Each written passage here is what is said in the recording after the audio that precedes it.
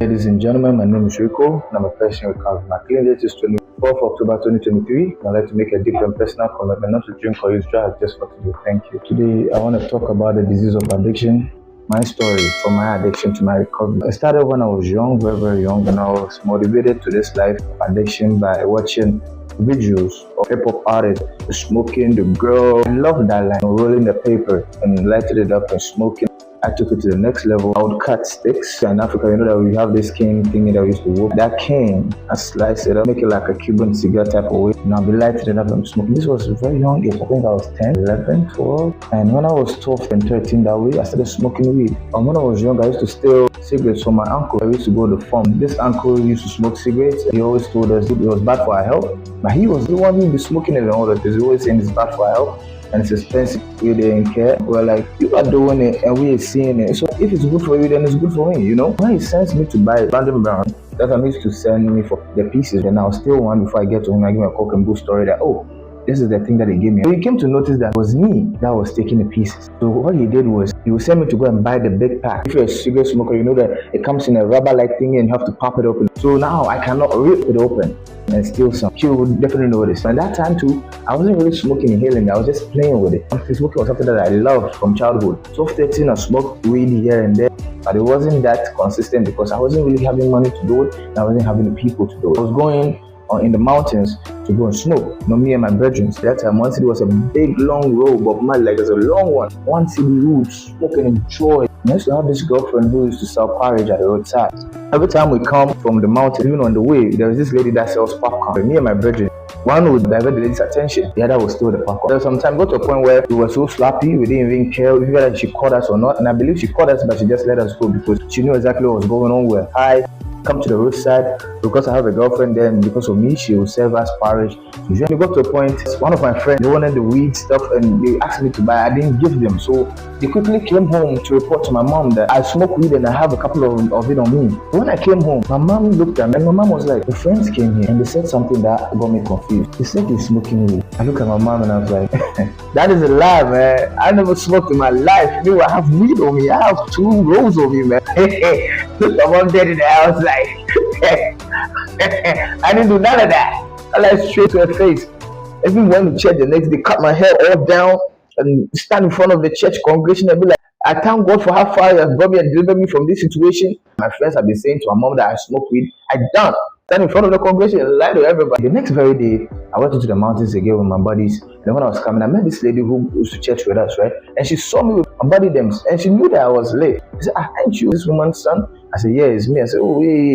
So my friend said, let's go, let's ignore the lady. Let's go. I said, no, they said they are not from church or somewhere. I was trying to make the situation seem as though I have nothing to hide. And that was one of the dumbest things. If you smoke weed, you know that it lingers on you for a bit. And I was getting closer to the lady. Even though the lady never said anything, he just looked at me in a way and just left. I came to Canada. I started smoking in school. I met this guy. I was like, oh, yo, he got weed and all that. So I was happy because, yo, you know how Canada is with weed and all that. Not really straight. I don't smoke weed on school ground. I'm a G. I didn't care. I found a spot in school. I created this spot that I was smoking at. Then as time goes on, it became a place where people actually come around to come and smoke. That time, I used to smoke cigarettes too, but then I didn't know how to inhale it. So Karim was like, bro, you don't smoke a cigarette like how I do. That's why you're not addicted. That's why you can just smoke it anyhow. You're just ruining it. I inhale it, you know. So he showed me like inhale it and all of that. But I couldn't inhale it at that time. I didn't even know how to smoke cigarette properly at that time. But the weed, password, started getting money, you know. I was with my dad, and my dad saw where my party lifestyle was going. He took me to my own spot. He's like, yo, you got your own space and you can do all of that there. So he gave me that space, like, okay, yo, go do your thing, you know what I'm saying? So it got worse.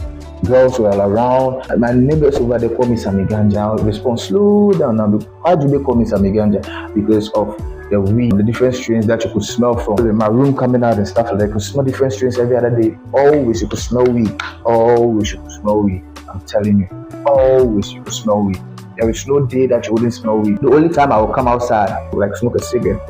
And at that time, I learned how to smoke cigarette unknowingly because of the way I smoke weed. It was so bad that for some time I got myself a Cuban cigar and then I inhaled Cuban cigar. Cuban cigar is not to be inhaled, it's supposed to be puffed like.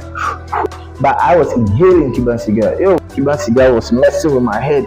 I felt like taking a dump. It wasn't working. I was just uncomfortable. They used to call me club and she was full. And that is a dialect from Ghana. Why do we say this?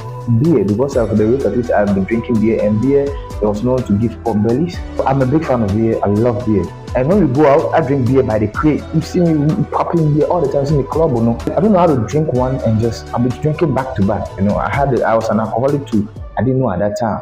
But in the street, we thought that if you have the endurance, the capacity to take more, to drink more, to smoke more, that makes you a G. That makes you the toughest person on the field. That's some kind of credibility.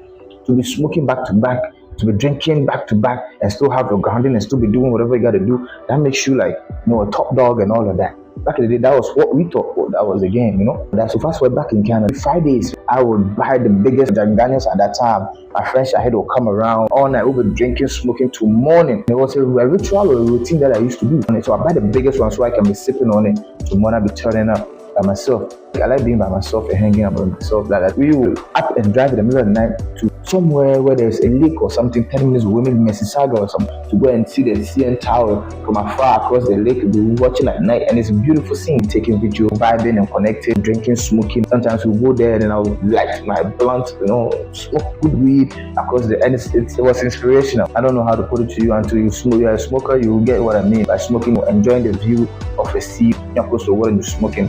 It's very therapeutic. I'm not encouraging that go and smoke, because I'm a person in recovery, and this thing is to educate people that are struggling like how I was struggling, and I didn't have a solution, but I came to find a solution, and ever since then, I am 2 years clean. I've not drank, I've not smoked. At the same time, it's your choice. If you want to smoke, it's your choice. I still love weed, but I know it's not good for me, so I have what? Quit. And at the time too, I was around Jamaicans and stuff like that. I had a Jamaican girlfriend too, who also smoked. But then she was even stopping me from smoking. So I'd be hiding it. I met my Ghanaian people too. We started turning up upside down, and all of that. That time, I wasn't really getting money, but we were turning up. A girl once said that anytime I come to the crib, if I don't find my weed, then I'm feeling. And it was true. At that time, when he said that, I was excited because I felt like it was a name then, but it was the dumbest thing at that time. I was feeling like there was a problem with me, but I thought I was a G. I thought it was something. Because on the street, the knowledge is different, the understanding is different. See me, I'll be like, I'm a muscled up guy too. I'll be training too. People don't know I'm beat. I'm a muscled up guy who will be smoking back to back. Then go to play. My addiction got so well. You could see from my structure that I lost weight. I wasn't paying attention to the gym no more. I didn't stop going to the main gym, and I was trying to lift weight at home. I was keeping on point, but I wasn't as big as I was, but my body was okay at that time. I never stopped exercising though, but it slowed me down. I lost weight. That wasn't even the severe part. The severe part was when I met some millionaires who told me how to make money, real money, and I was touching money. My neighborhood could see it. There was cars always around. I was smoking up constantly. I was turning up. I was wild. And that time, I could buy a lot of weed. Like I was smoking back to back. I met this guy who motivated me. We linked up. I got my certification. Took into the weed business. But it was even worse. People that saw me, I'd be serving. They see me. I'd be at the front of the building, the place where we be selling the weed. I'll be smoking all the time. Until a client comes to buy something, I'm smoking. Whether weed, cigarette, but I was weed all the time. I was smoking back to back. People didn't get it. Some were worried. Some were like, there's something wrong with stuff. I didn't care about somebody's opinion. I was enjoying myself. This addiction thing took me to worse places. It messed with my head. I started talking anyhow to my employer and the people above me, people that were teaching me the route to be a successful person. I lost all those contacts. I disrespected a whole lot of people. Put me in trouble. I went mad for 3 days in the streets, ended up in the asylum. I went to 3 different asylums, and people that were there that knew me can attest to that. I was running around, going door to door, like somebody is chasing me, or I'm looking for somebody trying to be. I don't really remember the story well, but what I can remember is I remember going door to door, trying to open gates, entering places. And when I'm on live or something like that, I talk about how people that are mad are not crazy, they just see the world different. Because the time that people said I was mad, I was seeing the world differently. My understanding was different at that time. I was wearing design, I wouldn't wear anything that was fake. I thank God for how far He has brought me. Thank God for the recovery game. My dressing, everything, my hair was unkempt at a point. I would go for days without bathing. 2 weeks, sometimes I wouldn't bath. I remember sometimes my dad would come to check on me. Then when I get in his car, you could see that he's struggling with the smell. But then, that's his son. I will get back with you with more. Thank you so much for listening. I'll see you on the next one. My name is Riko, by the way.